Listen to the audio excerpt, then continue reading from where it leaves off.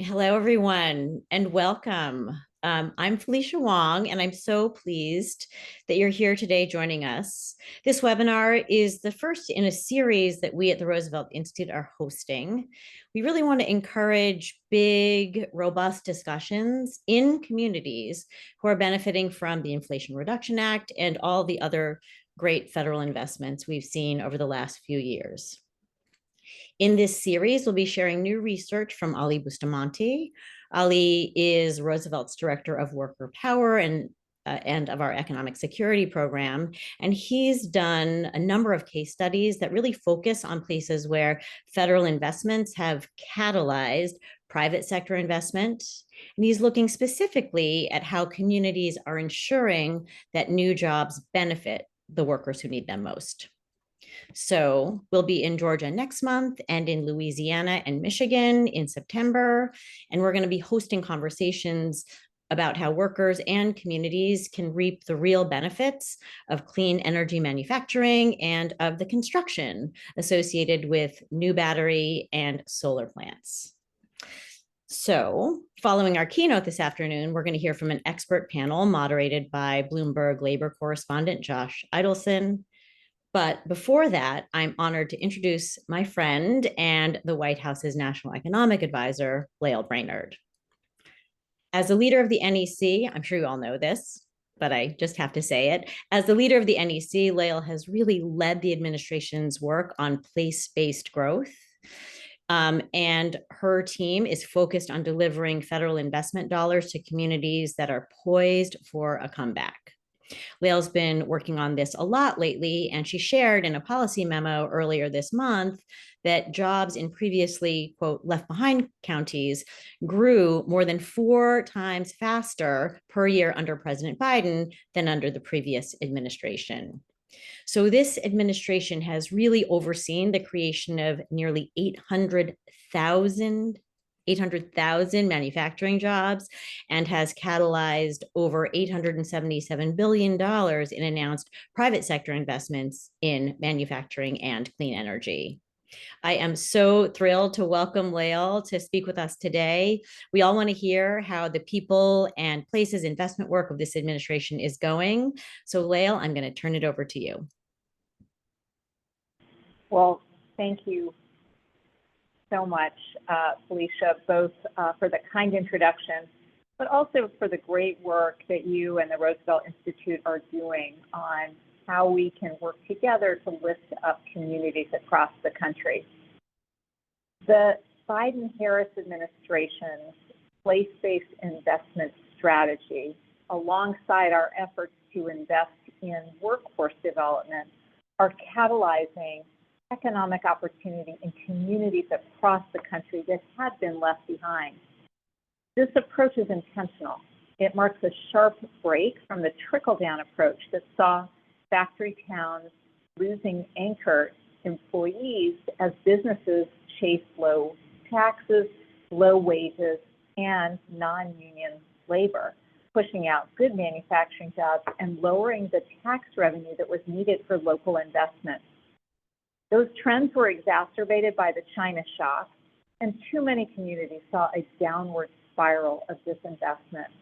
The previous administration doubled down on this approach by cutting taxes and public investment further and promising a resurgence of manufacturing and infrastructure that never materialized. Instead, these factory towns and other communities fell further behind.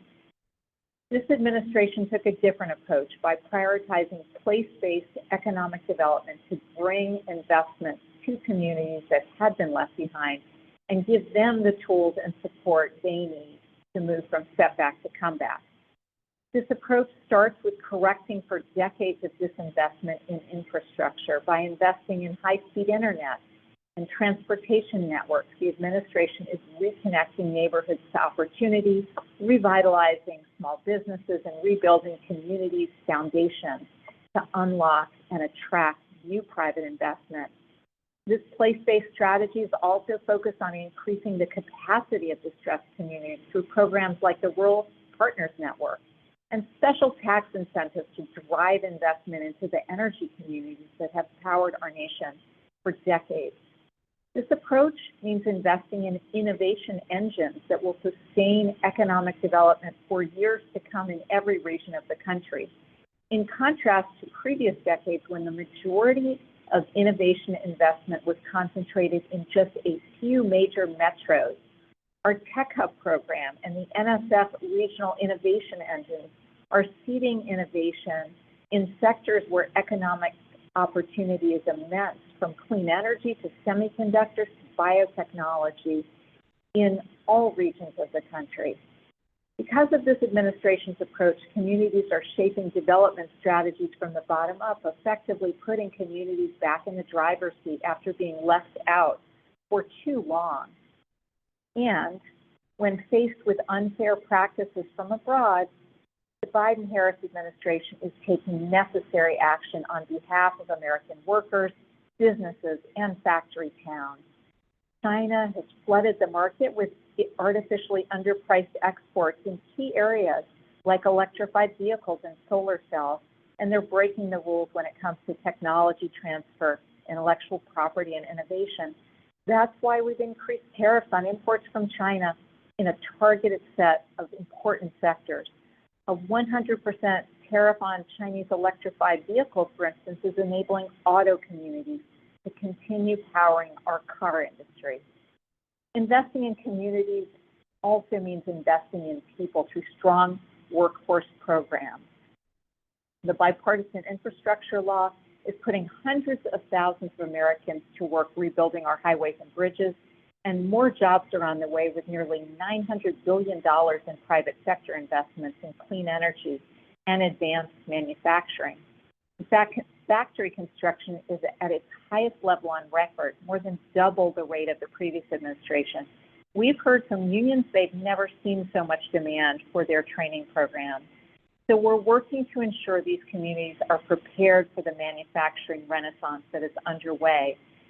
We're working to ensure these new investments create high quality, good paying jobs and pathways to careers in these communities. That's why we established 9 workforce hubs in areas where clean energy infrastructure and semiconductor investments are creating those job opportunities. These hubs are bringing state, local, and regional partners together to coordinate and amplify workforce training capabilities. In Michigan, a coalition of government, unions, automakers, nonprofits, and community colleges are preparing workers and businesses to lead the way on electric vehicles. This includes aligning on skill needs across the supply chain and expanding access to a new curriculum for battery manufacturing. In the state of New York, companies have announced billions of dollars in investments in chip manufacturing catalyzed by the CHIPS and Science Act. Our workforce hub in Syracuse is now focused on meeting the training needs of this emerging industry, starting with an innovative partnership between Micron, AFT, and local high schools. When we meet with the Americans that are opening small businesses in record numbers on main streets around the country, we often hear it's not only the large investments that are helping to unlock opportunity, but also the child supports and the health insurance tax credits that enable parents to rejoin the workforce and entrepreneurs to take the leap of faith to start a new business. New place-based investments are more effective when the tax system rewards work and promotes opportunity. That means enabling many more Americans to participate in the workforce by restoring the expanded earned income tax credit and the expanded child tax credit and supporting access to child care. It also means extending the Affordable Care Act premium tax credits that are lifting health insurance coverage rates to record highs and finally narrowing geographic disparities. Republicans in Congress and the previous administration instead prioritized tax cuts at the top, but that means deep cuts to crucial programs that advance opportunity in these communities. And the data suggests our approach is working. According to a recent report by the Economic Innovation Group, which looked at 1,000 counties that were hit hard by economic shocks over the previous several decades. And this is their finding, their quote, left behind counties experienced their strongest 3-year period of job creation and business growth since the turn of the 21st century over the past 3 years. Since the start of this administration, jobs in those previously left behind counties grew more than 4 times faster per year than under the previous administration. We're proud to be working with communities all over the country who are turning setback into comeback. In fact, I'm dialing in today from Pittsburgh, Pennsylvania, where we're celebrating investments in high-speed internet access. Pittsburgh was once home to a booming steel industry that was hard hit starting in the 1980s when plants shuttered and job opportunities declined. But today we are seeing those plants opening up and job opportunities multiplying. This spring, Pittsburgh's unemployment rate hit a record low of 3.2%, and we've added more than 80,000 additional jobs under this administration. This comeback story isn't just happening in Pittsburgh, it's happening in cities and towns across the country. Let me just close by mentioning some time I spent in Western Kentucky, part of the Illinois Basin, the region where Illinois, Indiana, and Kentucky meet. Across those state borders, what unites this region is a shared history of powering the Industrial Revolution and America's economic growth, a shared reality of declining demand for coal, and a shared opportunity to create a stronger and more resilient future. At the start of this administration, the president launched an all-of-government effort dedicated to energy communities like this one, put federal staff on the ground to understand these community needs and strengths first, then to identify the resources across the federal government and private sector to make the region's vision from infrastructure to entrepreneurship become a reality. During my time in the Illinois Basin, I talked to the local leaders and workers who had come together to re-envision the region's economic future. That community is in the driver's seat, and we're proud to be helping that community get to where they want to go. Since my visit, Webster and Union counties received nearly $1 billion in federal support to develop a regional training center, and that is now up and running, helping local residents get training in local jobs and have great opportunities in their own communities. It's a small investment with outsized outcomes across the region. It's a community turning setback into comeback, and that's what we are seeing in so many communities across the country. So thank you, Felicia. Let me turn it back to you. Thank you, Director Brainerd, and thank you all for joining us today. My name is Ali Bustamante, and I am the Director of the Worker Power and Economic Security Program at the Roosevelt Institute. This week, we released a report featuring case studies from Georgia, California, Michigan, South Carolina, and Louisiana that demonstrate the transformative potential of the Inflation Reduction Act and how targeted investments in clean energy manufacturing can help reshape local economies. The Inflation Reduction Act is a landmark piece of legislation, channeling substantial public and private investment into the clean energy sector. Industrial policy is and always has been about targeting sector growth to achieve structural transformation in the economy, and the Inflation Reduction Act aims to do just that, driving forward an economic structure that reduces carbon emissions and energy costs, strengthens national security, and creates good jobs.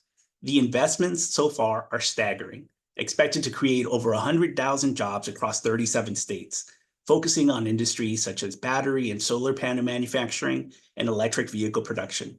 On average, each project will create 404 manufacturing jobs, fueling job growth across the country.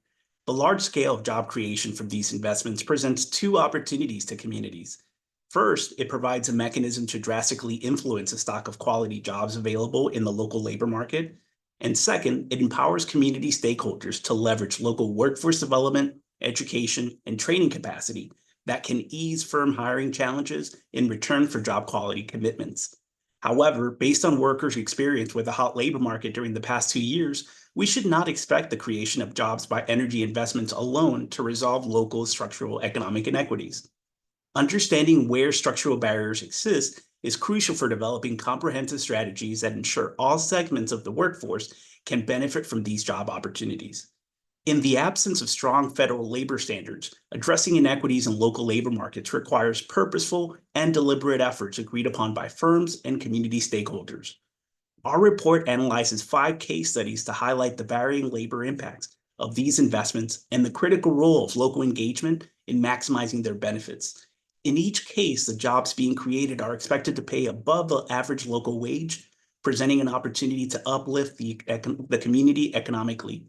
Yet the challenge remains ensuring those jobs are accessible to all, particularly to historically marginalized workers. We know that without strong labor standards and community involvement, the potential for these jobs to become good, unionized positions is at risk. Take Blythewood, South Carolina, for instance. Scout Motors' investment in electric vehicle production will create 4,000 jobs, boosting the labor demand that drives wages up and increases worker bargaining power. Additionally, our analysis shows that on average, each unemployed worker in the area is expected to be a good match for 5 of the job vacancies created. This indicates that the unemployed workers in the area, those unable to secure employment despite a 2.8% annual unemployment rate, will have a strong likelihood of landing a job at Scout Motors. With Black workers accounting for 54% of all unemployed workers in the Columbia area, Scout's investment can potentially help reduce racial disparities in the local labor market. However, like much of the American South, the marginalization of Black workers in Columbia is intrinsically linked with labor policies aimed at suppressing wages and union density. This underscores the need for a full court press in prioritizing the hiring of disadvantaged workers, advocating for good job standards, and ensuring firms commit to long-term community benefits. The United Auto Workers partnership with Ford in its planned battery manufacturing plant in Marshall, Michigan, offers lessons on how unions can support the effective implementation of clean energy projects and improve worker outcomes. Last fall, the UAW was able to secure commitments from Ford that the Marshall plant will be represented by the union. Thanks to the UAW's collaboration with the U.S. Department of Energy, the Marshall plant will have workers with leading industry training standards, yielding higher productivity and innovation. While providing a value add to Ford, the UAW will ensure that the jobs created are of high quality and that a collective bargaining agreement protects workers from discriminatory labor practices. Ultimately, the ability of the IRA to boost local economies hinges on our collective efforts to ensure these investments translate into quality jobs and equitable economic growth. By fostering strong community firm partnerships and advocating for high reward employment practices, we can maximize the local benefits of industrial policy and improve our communities. With that, I'm excited to introduce Josh Idelson, who will moderate our discussion on industrial policy investments. Josh covers the workplace for Bloomberg News and Bloomberg Business Week, and his work has been at the forefront of exposing government choices in our workers' rights, sexual misconduct within labor unions, and corporate practices that exacerbated the COVID-19 pandemic. Thank you, Josh, for moderating, and please tell us about our panel. Thank you very much, Ali, and thanks to Roosevelt. Along with Ali, we're joined by Devonte Lewis, a public service commissioner in Louisiana, Elizabeth Jacobs, an associate vice president at the Urban Institute, Samantha Smith, the strategic advisor for clean energy at the AFL-CIO, and Madeline Janis, co-executive director of Jobs to Move America. This is exciting because I can just say someone's name and then they appear on the screen. So I'm tempted to try some others, but I won't because this is a very exciting group. I'll start by asking a few questions before turning to questions from the group. But of course, for everyone else attending, this is your opportunity to get started now, going into the Q&A function in the Zoom to share your questions, which we'll be eager to turn to soon.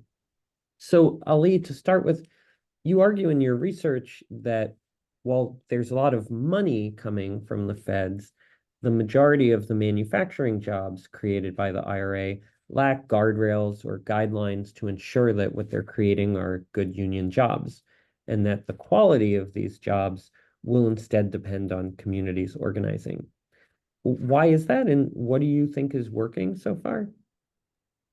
Well, when we look at the actual language of the Inflation Reduction Act, so many of the requirements are really associated with the supply chain issues associated with, renewable energy investments. However, on the labor side, we do have some regulations associated with construction labor and apprenticeships However, when it comes to the core manufacturing jobs that are ultimately being created, there's very little language that really enforces any kinds of strong federal labor standards. This is particularly true in cases where firms are not going to be using any kind of federal grants or loans.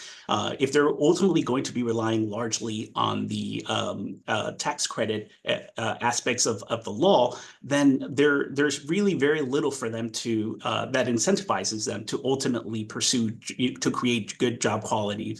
And so this is where we see an opportunity in a really tight, hot labor market that we have right now for communities to really show these firms what they can ultimately offer in terms of having workforces that are ultimately ready to be able to enter these jobs. And a big part of that is ultimately them leveraging the capacity that they have to train workers through post-secondary institutions and other kind of training providers that can ultimately take a lot of this burden away from firms in return, again, for some good job quality commitments and particularly for union neutrality rules as well. And Elizabeth, what are the challenges to that sort of strategy? I think the biggest challenge is probably the erosion of unions across the country. So we know that there just aren't unions in many of these communities, which means there's not the most effective lever for actually negotiating for good jobs, quality jobs on behalf of workers. I will note that we've seen a recent uptick in organizing, which I think has a lot to do with the tight labor markets that many communities are experiencing. I'll also note that a lot of that has been driven by college-educated workers who are in service jobs that have been pretty low quality for a long time.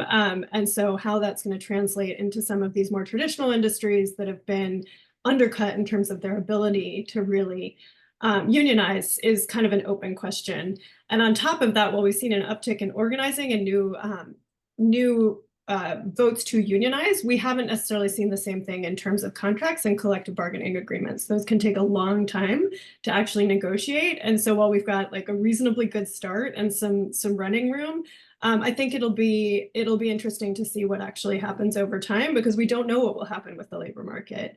I'd also say that unionization of workers in some of these clean industry energies is much lower than that of workers in traditional fossil fuel industries. This is part of why having folks like the Blue-Green Alliance, which works with labor and climate, I think is so important in order to kind of transition from a relatively highly unionized, fossil fuel industry to ensure that the transition to cleaner energy technology helps replicate what we'd seen that worked so well for so long on behalf of workers in manufacturing. And Madeline, you've been in the room many times with companies trying to secure community benefit and other agreements with firms. What is that like, and what do you see as working at this point? Yeah, I think the Biden-Harris administration has created a lot of tools, and the tools are beyond what's in the legislation. There are also tools in regulation, in guidance, within the framework of NOFOs and RFPs. So there are a lot of tools.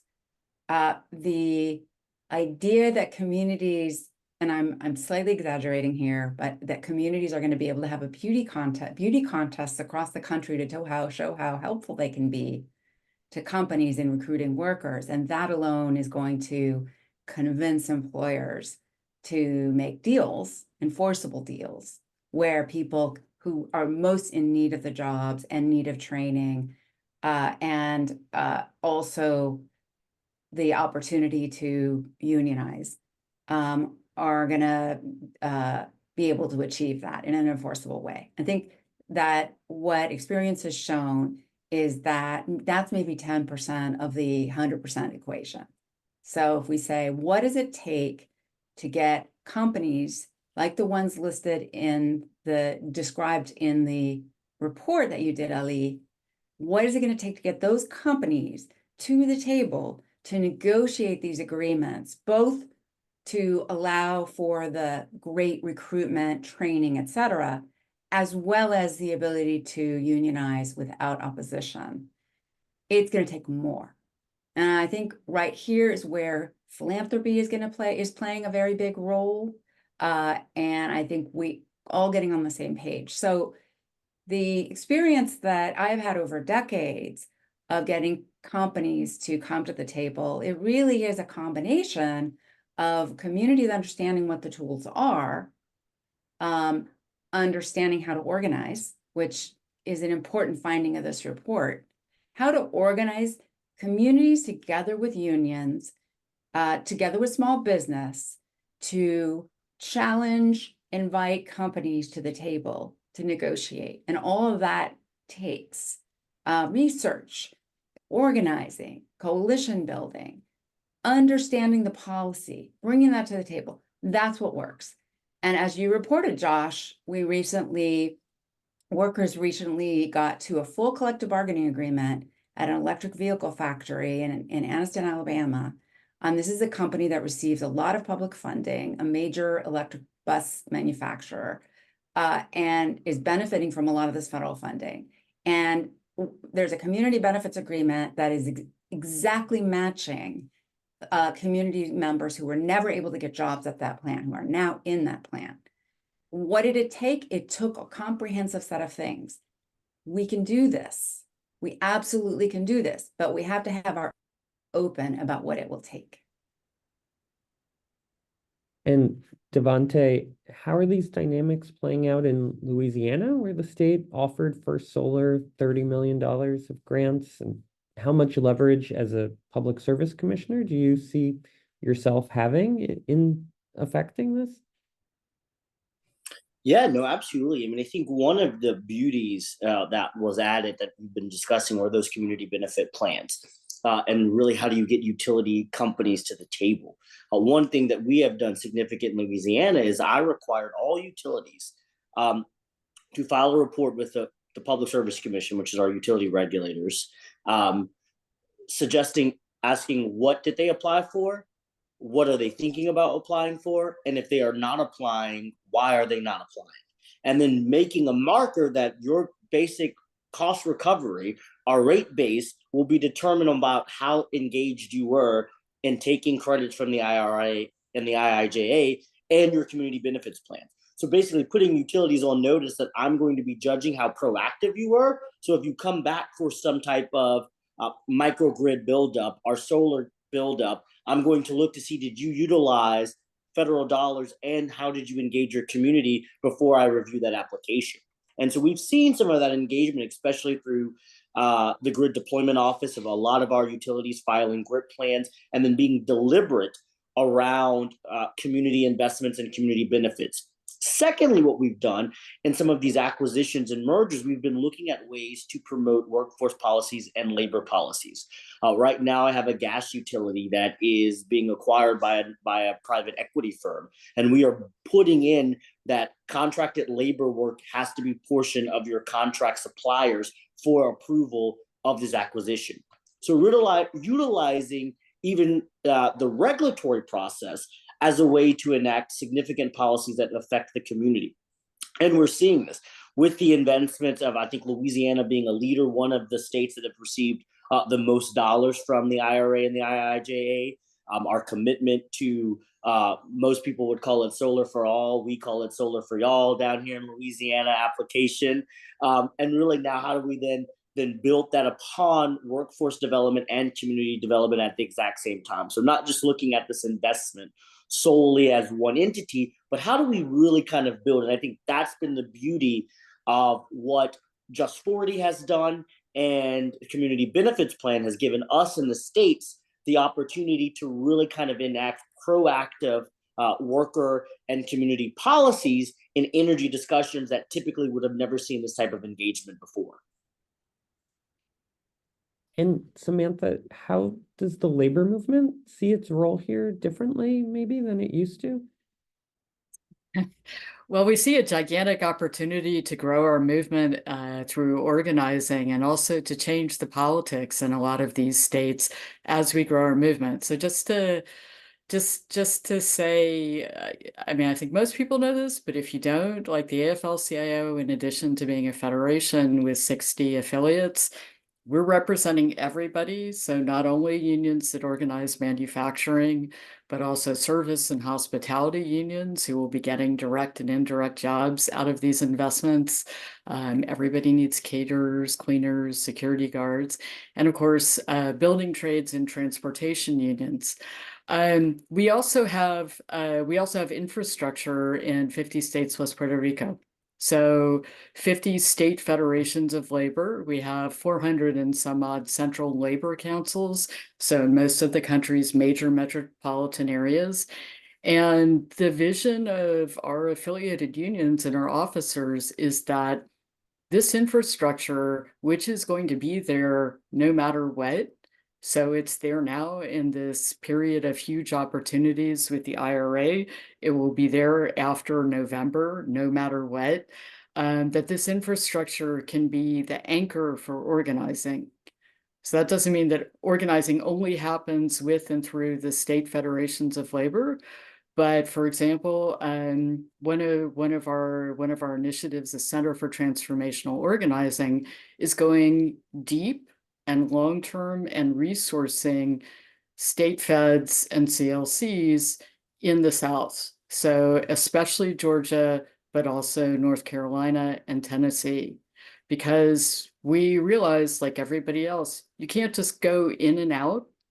You have to build those relationships with communities of color, with communities that represent immigrant workers, with environmental groups and with faith groups over the long term. And you have to build them from the bottom up, which means, again, with the people who are there and who are going to stay there, that would be the state infrastructure. So that's something that we see. And then the other thing we see is, just to go back a little bit to the introduction and to Lael's summary of all the great things that the Biden-Harris administration has done. Some of the tools that we have at the federal and international level are pretty important. So for example, if we want like a real US domestic solar supply chain, then we're going to have different trade settings than the one we have right now. The administration has gone, I think, as far as it can go, and more would probably be needed because of Chinese dumping of low-cost solar panels. So that's an example. That the work on trade, work directly with, for example, South Korean unions, and through them, the South Korean government to get to the owners of Q cells. Those things are all important. And I think the last thing to say, just a sort of personal reflection, is that we're seeing two things. So we've seen a huge shift in the labor movement towards interest in and eagerness to organize everything in the value chain of clean energy. So that's everybody from the trades through transportation workers, through manufacturing unions. And the other thing that we're seeing is that assuming we continue these great policies and expand on them, right, which is our goal right now, that we're just at the start of this development. So we're at the start in terms of policy making, but we're also at the start of seeing the impacts of all of this money hitting communities. So we're seeing the sort of leading indicator of construction and manufacturing starts and all-time like historic highs in construction employment, and in apprenticeship, the size of apprenticeship programs, diversity and inclusion in apprenticeship. And the next wave is going to be an even bigger boom in manufacturing because of the size of manufacturing starts. So just to give that perspective, we're not done yet. Thank you. Reminder again to submit your questions. Samantha mentioned November, something everyone here probably spends a lot of time thinking about. Of course, we don't know who will be running the federal government in several months. I talked to one person in the government who said about industrial policy, the horse is out of the barn, but it could use a lot of food and water, care and feeding. If the White House transforms dramatically its approach to labor and climate and government spending, how is that going to play out on the ground? And how will that affect the leverage to get some of the types of commitments from companies that folks are talking about? Would one or two of you like to weigh in on that? Sure, Madeline, and then Samantha. Sure. I think one of the component parts of industrial policy and industrial strategy that we've seen in the last few years is this set of rules that apply to money going to state and local governments. And so there are, I would say probably 2/3 of all the funding from the federal government that eventually gets to companies is going through state and local governments, plus an additional amount that's going on top of that by state and local governments. I sit on a state tax credit committee, for example, in California, that is supporting a lot of the same companies that the administration is.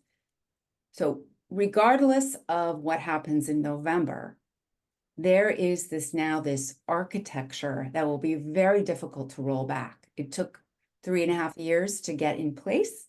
It's going to take another 3.5 years, or take like a heated assault. And what I mean is the permissions, the requirements on state and local governments to condition their money on things like good jobs, equitable hiring, local hiring, project labor agreements, even community benefits agreements. Those rules are now in place. So what Ali said in the report is that it's about organizing, and it's about organizing, and Sam was saying this as well. We have to build up the infrastructure in states across the country where we have unions with real plans that are not parachuting in, with real plans to dig in together with community organizing and real research to then hold these companies accountable and use the levers that have been set up. If we do that, we are going to continue, and we are going to feed and care for those forces. Samantha, do you want to speak to this briefly, and then I'll throw out a few of the audience questions? Yeah, sure. So as I think everybody knows, we made an endorsement a couple of days ago, and the Biden-Harris administration has been the best administration for unions in my lifetime. I think we see the future with a bit more apprehension, maybe, Madeline, in terms of what can happen to the IRA and even to the infrastructure bill. So we know that there are a lot of discussions about what could happen with a different administration and different Congress. I'll just say a couple things about what's happening now. Again, we're at the start. We're in year 2 of 10 years of tax credits, which are flowing straight from the federal government to the private sector, along with all the block grants. And landing this money in good union jobs requires, like from what we've seen so far, it requires an active administration that will bring employers to the table with us. They can't go far beyond that, but they have definitely done that for us, and that they're always reinforcing at different levels through agencies, White House, the need to talk to organized labor. So with a lot of change, we're concerned, our members are concerned that this can go away. And so indeed, we need to tie down everything we have, and we also need to fight to keep it and to expand it in 2025. There are a couple questions from the group about diversity, one from Bianca Blomquist about making sure federal dollars reach diverse, very small businesses, given, she says, that many of the workforce programs are designed with scale in mind, and so could be better suited for larger small businesses. Ariane Hegewisch asks about progress on improving women's share of jobs in infrastructure and clean energy, clean economy jobs, which continues to be slow, she says, including access for women in underserved communities. How far, for example, in the fantastic initiatives in Louisiana, she asks, is this an explicit goal, and what's been the experience? Elizabeth, Devante, others, are those questions you want to speak to?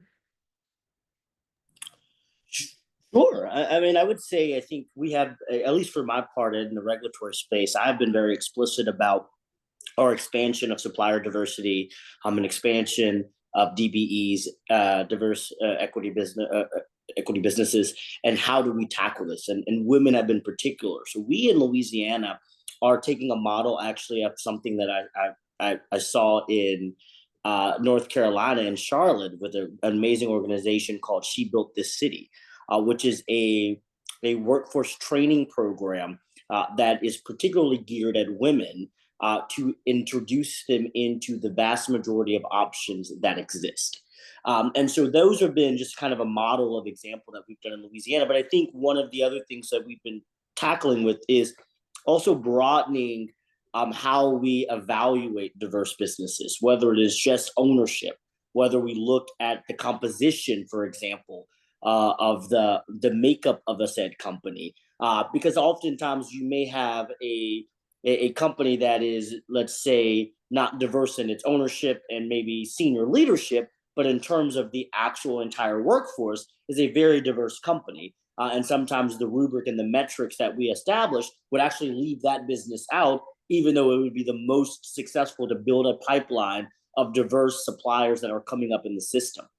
And so I think some of that intentionality of broadening what we actually look at the definition of diverse suppliers and how they engage is extremely important. And then setting those targets. But one of the things that we have to do, I think, is balance what those targets look like and also how we do the procurement process around an RFP.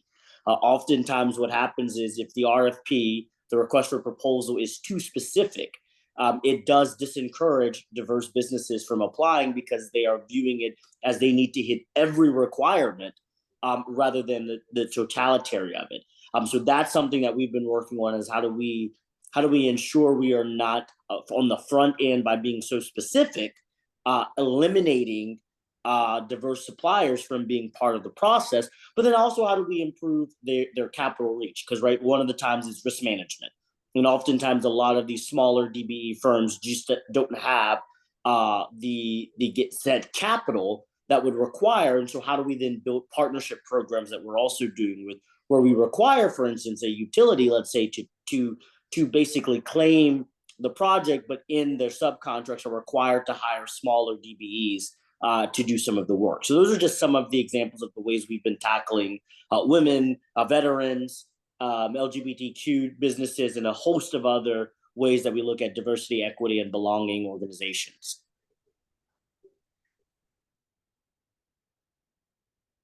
It's okay. I'd love to pick up on both Ariana's question as well as the other question, just make a few additional points that I think complement Devante's. So first of all, one of the things in Ali's paper, which looks at, it's got a really nice quantitative model looking at what the existing skills are in existing occupations in places around the country, and then looking at which of those are transferable to some of the new emerging industries that might come out of these investments.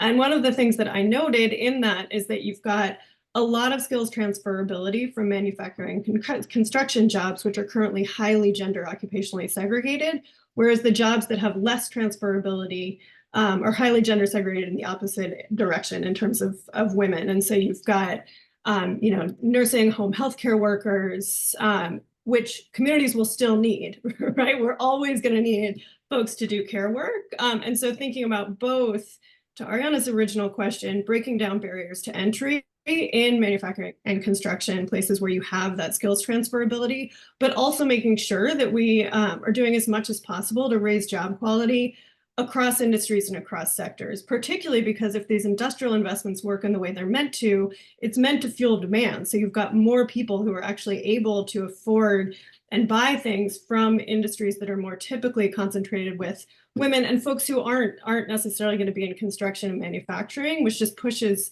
the need for job quality across things. And then the one other quick point I'd make is I think there's a fundamental tension in industrial policy, or in particular in the way that this administration is approaching it, which is one, speeding the energy transition like as fast as possible, making sure that we slow climate change. And I think of that as kind of, let's make sure that we have a habitable planet. And the other is making sure that, or trying to ensure that that transition results in new high quality jobs, especially for folks who've traditionally been left behind. I think of that as like, let's make the world we save one worth living in. Those two things are a tension. And obviously, like, the first thing that you need to do is ensure that there's a world worth living in. And I think the administration has tried hard with a lot of tools, but that means that a lot of these investments have gone to very large companies, which creates a cascade of other potential effects in terms of both diversity across race and gender, and across market power and kind of monopsony. If you've got just one employer, that's actually a pressure that drives down wages and potentially creates, future follow-on effects that will make it more difficult for workers to actually organize and press for the kinds of things that lead to high quality jobs. There's a lot here that we could unpack if panelists wish to, but I want to also bring in a couple more questions from the audience. Two questions about comparing sectors. One is from Anthony Afriyi, who asks about why it is that the unionization rate in clean energy companies has been lower than fossil fuel companies, whether this is a difference more broadly about more mature versus newer companies. There's a related question from Judith Barish, which is noting, we've talked a lot here about the IRA, but what about billions of dollars flowing through the CHIPS Act to a historically anti-union industry, she says, with poor job quality despite hype. Judith coordinates CHIPS Communities United, a coalition that includes Madeline's group, Jobs to Move America, focused on making sure the CHIPS Act benefits workers and communities, and is asking about ideas or strategies to strengthen protections in that industry for semiconductor production workers. Thoughts on those questions or the ones that we've already opened up? I mean, maybe I could say a word about union density in clean energy. So not to steal anybody's thunder, but indeed, like, traditionally, density in clean energy was significantly lower than in, let's say, traditional energy or the energy sector as a whole. It's now higher. Now, that's due mostly to organizing on the construction side. But union density in clean energy, we're going to see some statistics on this in the next little while, is going to be higher than the average for the energy sector as a whole. And everyone who over the years has heard that the jobs in clean energy are crap, and that's why unions don't necessarily support them, like, that is starting to change. And that is specifically because of this industrial policy and the hooks that were in the IRA and the IIJA that made it possible for more construction unions to organize. On the CHIPS front, I think quite a lot of people and organizations, our affiliated unions, are throwing everything they have at what is indeed an incredibly anti-union industry, both here in the US and overseas. I think we, at the AFL, we entered into a national covering the supply chain agreement with Microsoft about union neutrality, amongst other things, and have been able to leverage that to get some of these tech companies in a room with our affiliates. Is that everything that needs to be done? No, that's going to be a big struggle. Even in Arizona, these companies are not utilizing prevailing wage and apprenticeships, which they need to do in order to fulfill the terms of their grants. But I feel like we have enough sort of good organizing going on from affiliated unions. We have the support of this administration, and in a couple of states, we also have the support of state governments. And last but not least, it is a tight labor market. And if companies want workers who are trained and are going to be going through workforce programs, they're going, in our view, to have to go through the labor movement and through community organizations. Ali, we have about 5 minutes left total. I know you had your hand up. Yeah, thank you so much. Just very briefly, one of the things that I just wanted to point out is that one thing that has to be acknowledged also is that one of the reasons why we see low union density in a lot of these industries historically is their location. And in fact, so many of the investments are being largely concentrated in the South. There is a reason for that, and that's because again, historically these are areas that have had very low union density, where labor has been historically cheap, and so part of this opportunity that we have with the Inflation Reduction Act is really pushing back against that and being able to both acknowledge that the context of these communities and the marginalization that has existed before, especially on the labor side and the racial and gender dimensions as well, but also, again, being able to leverage whatever opportunities we have to ultimately push the bar up, push the bar higher in order to ultimately improve quality. But a big part of that I just wanted to point out is that where union density is lacking, where community organizations perhaps don't have that much strength, there are different mechanisms that the federal government has actually put in place here, which is, again, going back to your original point of the importance of continuity here. One of them, for example, is the Department of Energy and their Office of Energy Jobs created a 2-year fellowship that ultimately is intended to ultimately put folks on the ground who can really be shepherds of communities in these investments, and also in terms of just reporting. The Government Accountability Office and the Office of Management and Budget also have provisions within the IRA that are ultimately about making sure that firms are performing as they should across labor, equity, and environmental standards. And so these are really important things that folks should know about and that are at play and that are really intended there to, again, just address some of these deficiencies in terms of organizing or labor power wherever they might fail. Thank you. Madeline, Elizabeth, Devontae, I think there's about 30 to 60 seconds for each of you if you want to further react or tie things up. Sure. I just want to build on what Ali was saying. When we use the term anti-union environment, or low union density, it kind of obscures the reality that exists in places. And at JMA, we're dedicated to building out capacity in deeply red states. We're actually working in 9 states, including states like Alabama, that have, it's more, when you're on the ground and when you actually have, for example, Southerners organizing Southerners, we build up the capacity, research and community organizing and worker organizing that is located in a place. We combine that with the tools that exist, then we can counter the reality, which is that the anti-union environment in a place like Alabama is not just that unions, that there's a whole rhetoric around unions as being evil and taking from you, but that there's no regulation, no environmental regulation, health and safety regulation, the minimum wage is, so low. And companies, as you've documented, Josh, are using other ways of recruiting workers. For example, bringing in large numbers of undocumented workers under kind of secret relationships with temp agencies to bring them in. They're using prison labor quite extensively. They're using child labor, which keeps wages down, as well as incredible scare tactics run amok.